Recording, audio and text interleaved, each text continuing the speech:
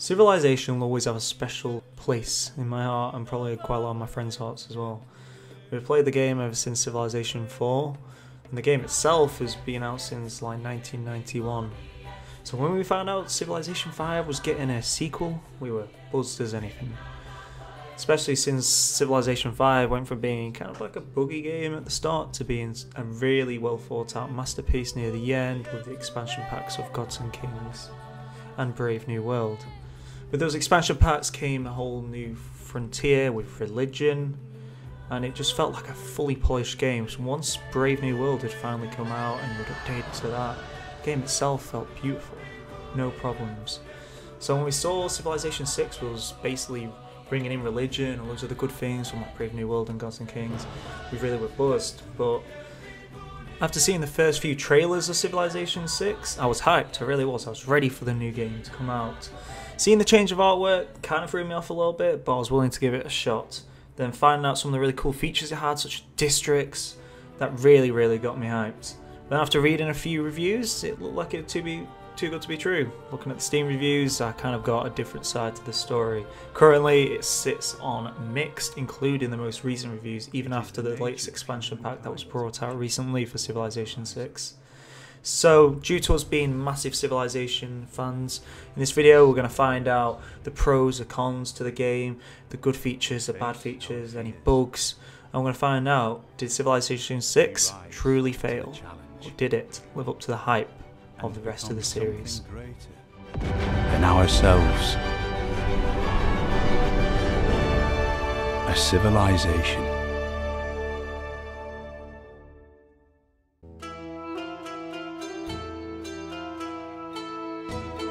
Civilization Beyond Earth was released after Civilization 5. We even did a video on it on the channel for first impressions. It's fair to say the reception was very mixed. The game was held in some regard as a changer in the Civilization genre. You were going into space, you were colonizing a planet, aliens, you were like living like some type of sci-fi fantasy up there. The endings were very interesting and unique, but the game really didn't sit with hardcore fans. We, as a YouTube, as you may know, we've done many Civilization videos here in the past. We liked it and we didn't like it. The main reason we didn't like it is because Civilization to us has always been a historical, or building your own historical life in the game. Going from all the way in the prehistoric era where you just have your little settlers and warriors running around like madmen, all the way into the future era running around with your giant death robots and XCOM units. That was Civilization to us, and being in space didn't really resonate. So when Civilization 6 was finally announced, it was good to know they were going back to how Civilization 5 was. I gotta admit, there was some worries to begin with the game Civilization 5 when it initially came out. It's a completely different game to how it is now, especially after the Gods and Kings and Brave New World expansion packs. We were optimistic, and the promise looked good. The change of art direction did kind of bother us. I do want to touch on that a little bit. It did look a lot more cartoony than before. I'm not sure why they decided to change it into a more cartoony look. It just kind of put me off a little bit, but gotta admit the first trailers really hooked me. I mean, if you put Sean Bean in any type of trailer, I'm pretty sure he's gonna get you a lot of views and a lot of people pulling you into your game. So initially we were ready. We were ready for Civilization 6 to take on the world by storm, especially since when we got Civilization 5, as I keep saying, it was in a different state to how it is now, and we bared through that game. We went to Gods and Kings, and Gods and Kings changed it in many good ways and brought a lot of new features. And then when Brave New World came out, and it's like blew our minds how that changed, and then that was it. That was the most perfect game out there for us in terms of Civilization series. So we were a bit worried that maybe once Civilization 6 would be released, that it would take maybe a couple of DLCs, even though that sounds stupid, for it to get to its point where it should be a launch. But we were willing to give it a shot, and the hype, the initial reviews were good. They were really good. In fact, they were probably a bit too high, but they showed the game had a lot of promise. So we were ready. We bought the game on launch, and we were ready for just that one more turn vibe.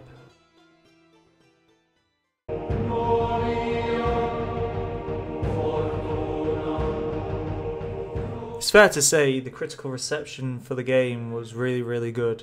The reviews were 9 out of 5s, 95 out of 100, but the reviews from actual users were completely different. They were mixed. Some of them, in fact, quite a lot of them were negative.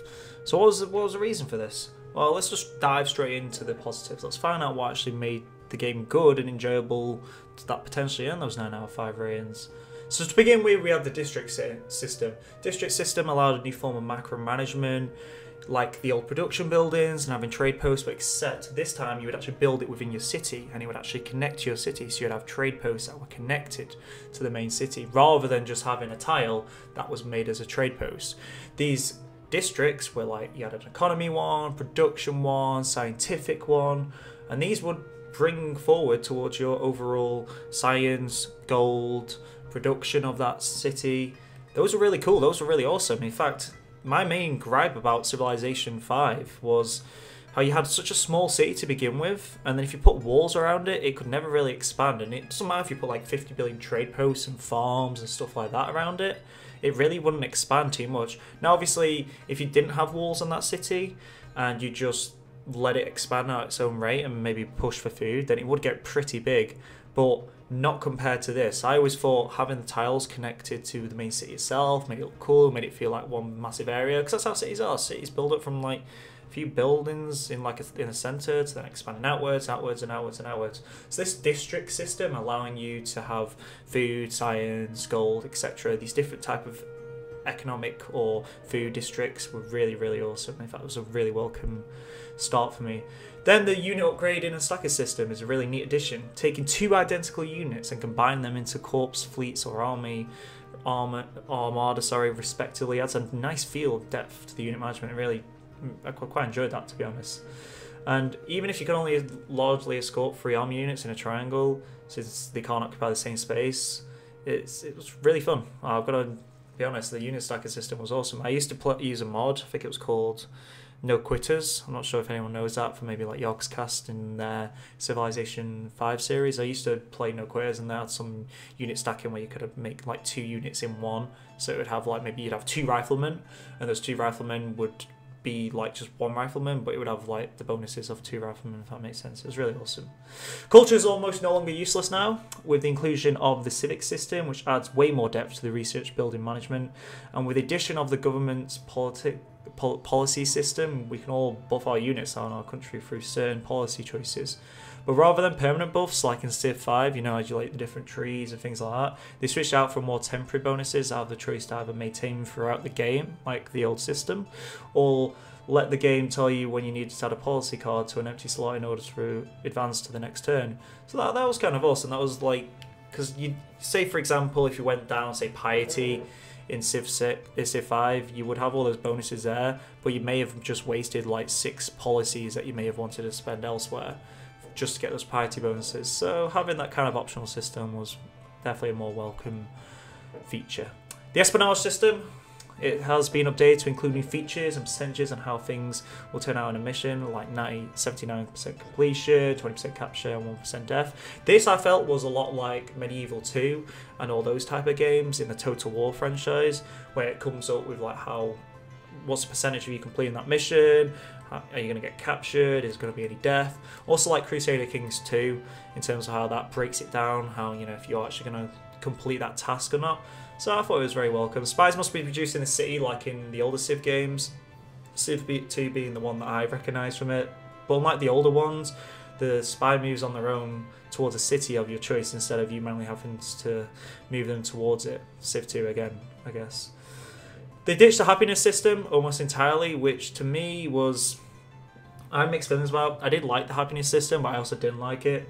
I hate how if you captured a load of cities in the old Civ, that could kind of fuck you over. You'd have little barbarians spawning that could backstab you if you didn't have the correct happiness. And another annoying thing that I found in Civ 5 was if I wanted happiness, but I had been maybe a warmonger, or maybe I just like, there's a guy that settled right next to me, right, and I needed to take him out. I mean, it's just a normal Civ thing. He settles next to you, you need to take him out. And I take him out, and then I need to trade with people for some luxury resources, okay? And then they don't want to trade with me because they think I'm a warmonger, and then if I don't get the happiness and barbarians start spawning and my units have like not as good attack abilities and things like that, I didn't really like that. So they ditched happiness system entirely, and it's now a brand new amenity and housing system. It's pretty much just building production and micromanagement. If you don't have enough amenities, there'll be revolts by barbarians, such as when you had -10 unhappiness in the old Civ. And if your cities don't get too crowded, the city will either slow down population growth or stop entirely. So it's kind of a neat feature, I'll be honest. Really, really cool. The religious combat is now a thing in the game. It has a new road down to Venture. It's like a lot more fleshed out than previous games, I guess, and the World Congress. So religious combat is kind of awesome. That was a cool feature. I've always wanted a bit more emphasis on religion ever since it was brought out as an expansion in Civ 5. Or I think it was Gods and Kings that it came out in. But I really did enjoy the religion in that. And I always thought you should maybe be able to win in some type of way of religion, because let's think of Catholicism and Islam are one of the most prominent religions in the world. So if you had that in type of a Civ game, I would want to see the effects of that, and that's what I kind of liked about this new Civ game. It did show the effects. The city states are a lot more useful now. They used to, in fact, they provide bonuses to the person and the most envoys in their city. Though I really wish I could give them like a useless unit in exchange for a bonus resource for 30 terms or something. That's just a minor gripe though. I mean, I don't really I'm not too fussed about that. The lens and the map pins are extremely helpful on the high difficulties. I'm not sure if any of you tried the high difficulties, but they really help towards the overall map navigation as well, so they're a welcome sight. And the best thing that I definitely got from this Civ, well, one of the best things, was the online multiplayer. Like, online multiplayer for me was very hard with playing with the guys, just because we could never really get the mods to work in a good way. I know nowadays Civ 5 actually is very compatible with mods, but I remember trying to get a Game of Thrones mod working with my group of friends on there to record actually an earlier YouTube series. Just before we started our Civ 5 series, we're actually going to try and do a Game of Thrones version of it, but we couldn't get the mod to work in multiplayer, and that was very annoying. But now the mods are actually supported in multiplayer, and I think they work pretty well. I've only tested a few mods on there, so they might have a huge amount of bugs, but initial looks of that are actually really, really great. Great. Some of the new units are alright, but if you have the chance, I'd recommend the more units and red mod pack mods, as they sort of make the game better with the units, I guess. But it's up to you. I mean, you don't have to play the mods to play it. Quite a lot of these features to actually make the game generally enjoyable.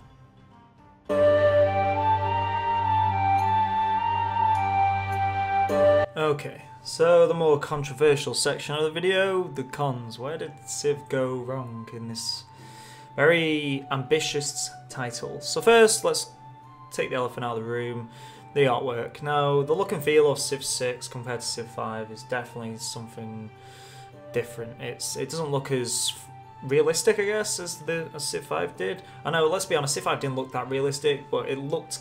You had realism in there. Civ 6 has definitely gone for a more cartoonish look. I think a more blobby look with a lot of the characters.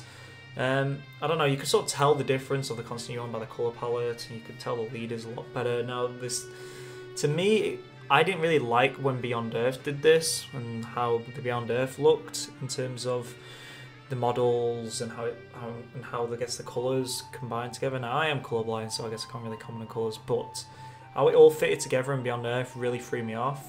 In Civ 6, when I found out they were going with this kind of cartoonish, blobby look, gotta be honest, I wasn't a big fan. I really wasn't. I enjoyed how Civ 5 looked, I enjoyed how the previous civilizations looked, and this one to me didn't really resonate. I really didn't enjoy it, but that's just kind of like a minor grab. I mean, artwork changes from game to game. We've seen games like Halo change artwork for better or for worse. We've seen Call of Duty, Crisis, Bioshock. Many games have kind of changed how they look and their artwork and the characters and the models, so some of it has worked, some of it hasn't, but to me I would have preferred a more realistic look to my characters and cities and area as a whole, really. Now, the AI is the elephant in the room. The AI is basically the shit, okay? Apparently, the AI was really fleshed out and it was really intricate. But after playing it, the AI makes the most stupid and most basic mistakes. It is ridiculous. I'm not even sure why. The term I'm getting a lot when playing Civ 6 is the AI is dumber than a box of rocks. they seem to spam a lot of mounted and anti-mounted units. Again, depends on the civ, and they'll come in large but short waves, which gives you time to retreat and regroup to finish them off. And in the late game, when you know they have money to blow, they still have that crossbowman in the modern era. Spies for the AI seems like a difficult task for them to grasp at times as well. I've seen Norway spam at least 3 spies to try and steal money from one of my cities. It's just kind of like a shit tactic. But like, when you're allied with another civ, you can also see where the spies are as well, which is kind of a bullcrap like feature. I don't know, it just doesn't really kind of fit with me. Some agendas also either make the AI really annoying to barter with, such as Egypt's annoyed at you for exploring more than they do. Like, I get in Civ 5 when you killed another civ, you're known as like a warmonger, but if you explore more than some other fucking civ, why should he hate you for that? Like, oh, you've explored the world? Oh, that's bad, is it?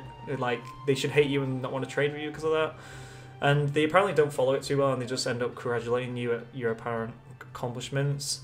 Like, Norway likes that you have a strong navy. Now, this type of, like, Norway likes you because you had a strong navy. I've seen that in previous Civ games. Can't remember for the life of me which one it was.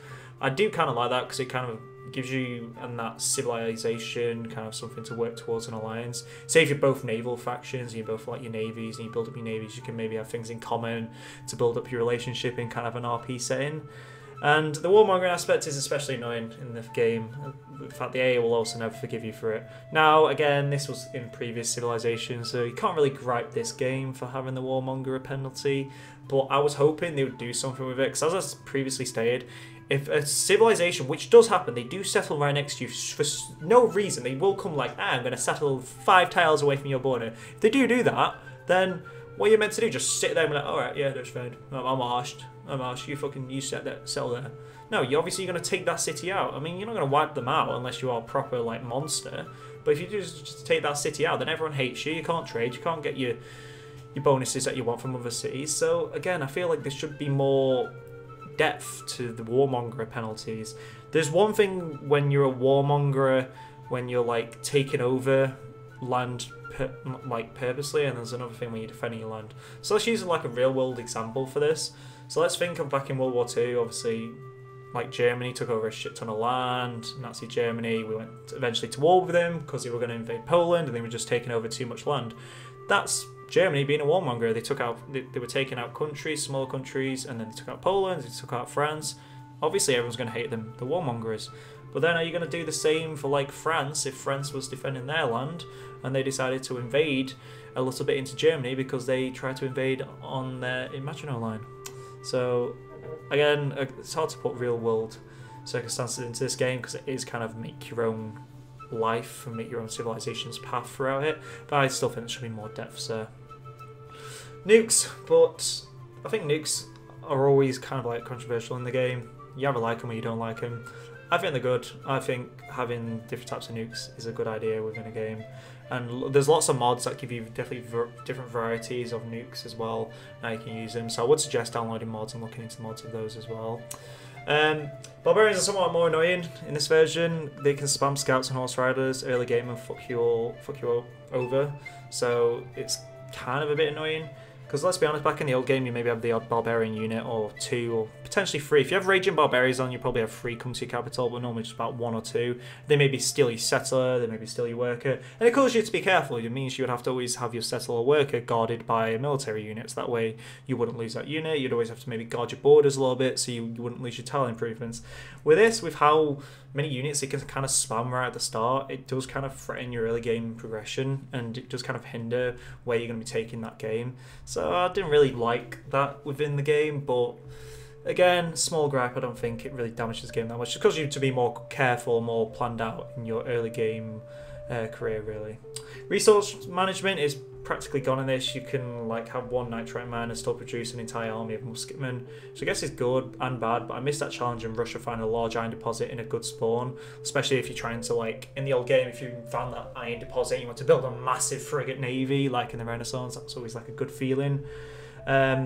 Once they make up for this, and is that you need 2 of the needed resources to produce a unit in a city with an encampment, which is a military district, in case you're wondering.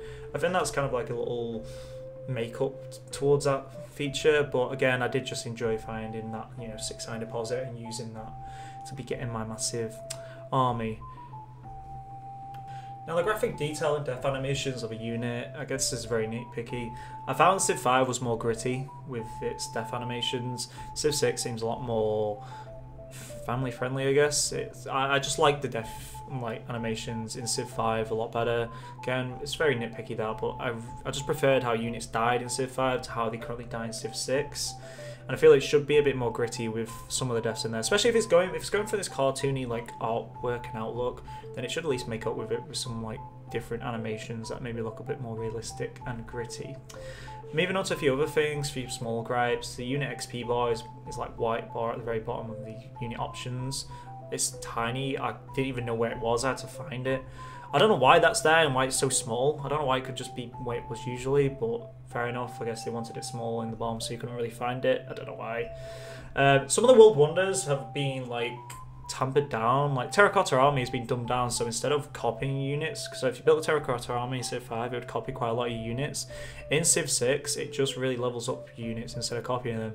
I don't really like that, because if I was going for a militaristic like push in Civ 5 and I wanted to build a wonder for me that would help push towards my military goals, I would build things like the Terracotta Army that would double my army size. And in Civ 6 that kind of dwindles it. I do need to then just focus on like pumping out units out of my cities, which again can be bad because I'm not building any of the key buildings or districts to keep me going in the later game. There's no World Congress at all in general really, which I don't understand why. World Congress was a fucking good addition to the game. Yeah, the diplomatic victory was kind of bullshit at times, but I liked the whole thing of you could embargo other people, you could ban certain luxuries, you could put a standing army tax. In the later eras, you could like ban nukes. Like this, it felt like you had a UN, and that's what Brave New World brought to the game. Now, again, they might bring this out in an expansion pack, so this is very like just based on what it currently is, the vanilla game of it right now. And as I've played it recently, I haven't experienced any of the World Congress stuff, but if it does bring it out in future expansion packs, then I guess this point is kind of disregarded. But still, I feel like they should have been in from the start, because World Congress in Civ 5 Brave New World was amazing, and it should have just been carried across. I'm not sure why it wasn't. It would have brought a lot more depth and a lot more RP to the game, and probably made it a lot more friendly for Civ 5 users coming over to this game. Because really, you don't really want to scare people and make it think it's like a completely new game. You want it for people to make it feel new, but you want to make it so people understand and like remember how to play it. I did struggle with a lot of the stuff. It did feel like a different game, and I kind of felt I was going into the unknown. Like another thing was the roads with the whole trade routes. I don't understand the whole trade route system. How you got to trade route to each city to build your roads up instead of just having a worker do it. I never really understood that change. I don't understand that. I enjoyed the system of building your roads from one city to another, and then building your railroads one city to another. I mean, you could just get like full workers, leave them more automation, and they'll eventually link up your land with railroads if you've got them, or just normal roads. I don't understand why you have to get a trade route to get that land clear to make a road. I mean, it's a bit realistic, but it also isn't realistic, because say if I had Roman legions early on and I'm marching on a city, I could just build roads straight to that city whilst marching with my military units, and that obviously would help speed up any reinforcements coming in. I felt like it really did need that. Sea spam is very apparent in this game. Usually depends on the civ, location, game speed and difficulty. I don't know why the city spam is very apparent with some AI, but I guess it is. I think overall these things can all be hammered out in an expansion, but I'm not sure why we have to have these negative things. I'm not sure why, like, the World Congress, for example, doesn't exist. I'm not sure why you can't build proper roads. I'm not sure why World Wonders that worked in the previous game have been completely nerfed to where they're pointless now. A lot of these things I feel were just like taken out for the sake of being taken out for potential DLC to be brought into the future. And when you design a game just to have future DLC come in, and that's all you want, that's all you're planning your game to be, is just for future DLC to make it that perfect game at the end of its like development cycle, then that's really a bad development cycle for me. Like, you should have everything on launch ready for people to enjoy and love. Now, no matter what the critics say, like, it is a good game, it's enjoyable. Civ 6 is a good game, but it doesn't, to me, live up to the hype, and I'll explain just why in the next part.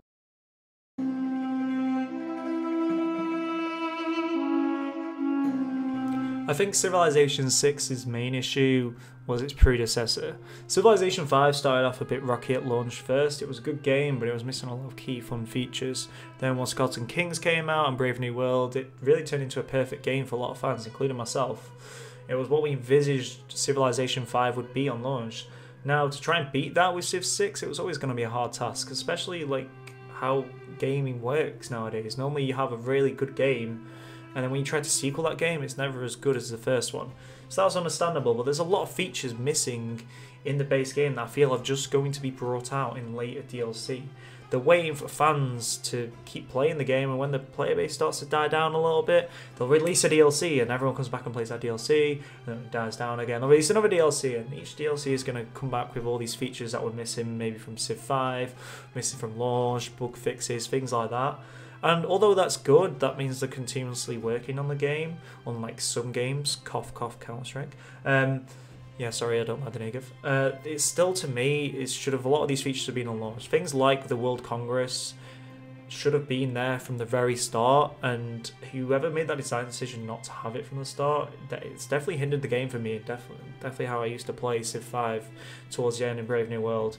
Now, I'm going to be honest, the multiplayer aspect of it is vastly improved. There's a lot more integration with mods now. It's a lot easier to play with friends and set up your own custom games. So that is definitely a welcome sight. That really makes me get back into Civ, because Civilization, it was fun to play by yourself, but oh my god, playing with your friends and having your own little Cold Wars and World Wars and, you know, stabbing each other in the back, that was Civilization for me. That's where the fun was. Playing until 3 o'clock in the morning, stabbing my friend in the back right just before bed, and then coming back the next day thinking, why the hell have I just done this? That's what I played the game for, and this game brings a lot more integration with multiplayer. So the true question that you've all come here is, did Civilization 6 fail? Is it a bad game? No. Straight out no. The game is good, okay? No matter what anyone says, no matter how mixed reviews are on Steam, it is a good game. It's enjoyable. Definitely would recommend playing with friends. And it does bring a lot of new features that were missing from previous Civ titles. It really is an enjoyable game. Now, yeah, we have our gripes, we have our nitpicks, we have our features that are maybe missing that are coming in later DLC or patches. But to me, the game is polished. It was probably a lot more polished than Civilization 5 on launch. I do remember playing vanilla Civilization 5, and what vanilla Civilization 5 is compared to Civilization 5 Brave New World is it's like two different games. So to me, this is a lot more polished on launch, and you can see that. You can see the love and the time they have spent thinking of these things from the developers. They really have put time and thought into producing a really quality strategy game. Now, if you do play it by yourself and you don't really play multiplayer, you probably will pick up on a lot of the gripes more, because you won't really have your friends to maybe bounce off with and have some fun with in that aspect. But to me, it's still a really solid strategy game. It still has lived up to some of its hype, but I guess its main problems have been its development cycle, its plan for future DLC, and I feel like a lot of features are coming in future DLCs to then sell it off. So I mean, that's the development plan's problem, I guess. They should have really been in launch. And other problems, which is like kind of like the sequel destroyer, is when you've got to build up from what Beyond Earth was. Beyond Earth was kind of like a failure of a Civilization game. We've got to build up from that. Then it is very hard. You've got to go from a game that was near enough perfect with Civilization Brand New World to this, which was Brave New World, sorry, which to this is obviously going to be very hard to live up to, especially after all the amazing features Brave New World did have. Yeah, the game's got some improvements that it does need to make here, there and everywhere, like any other game. And only the development cycle in the future will tell if this game really improves like Civilization 5 did and becomes a solid, perfect game, or if it continues just to fail and dwindle in its player base. Only time will tell. But for the future of this game, the future is always going to be bright. I wish they don't go off any more spin-offs. I really don't like the spin-off idea. As much as I did enjoy the take Beyond Earth, I was going to say Brave New World there, Beyond Earth gave, I did enjoy how that kind of space sci-fi feel. It really wasn't Civ to me. Civ to me is being on Earth, having your own story, making your own civilization story. So I hope for the next like 2-3 years they focus on maybe bringing in some of these features that are missing in DLC. Then once that's done, when they work towards the next Civilization game, which is probably going to be in like 5-6 years, so it's far away, I really hope they spend a long hard look at like Civilization 5, Civilization 6, and missing things from both of them, and pull it all together to a perfect game. Civilization is never going to be dead. It's a perfect game that stood the test of time since 1991, so I don't have any worries about it ending anytime soon. But if the games continue to go down a path of planning for future DLCs rather than releasing things on launch, so leaving out key features for DLC in the future, I can see the fan base dwindling and leaving the franchise, which you don't really want to do. You don't want to alienate your fan base, such as like maybe EA have done with their Battlefront games. You want to do what the fan base wants, because at the end of the day, they're the people you're selling your game to. They're the people you're marketing to. They're the people who've stood by you all these years. So you really want to hear to some of their feedback, really. Without a doubt, Civilization 6 is a good game, and I would highly recommend it for anyone to play. I would recommend it to play with friends and mods, especially some mods that are listed on Steam Workshop. But if you just play it in vanilla standard mode by yourself, again, you're probably just going to have such a good time as well. The game is good, no matter what the bad reviews say, but it has got problems, it has got issues that need to be addressed, and it has got a problem with its development cycle with future DLC releases.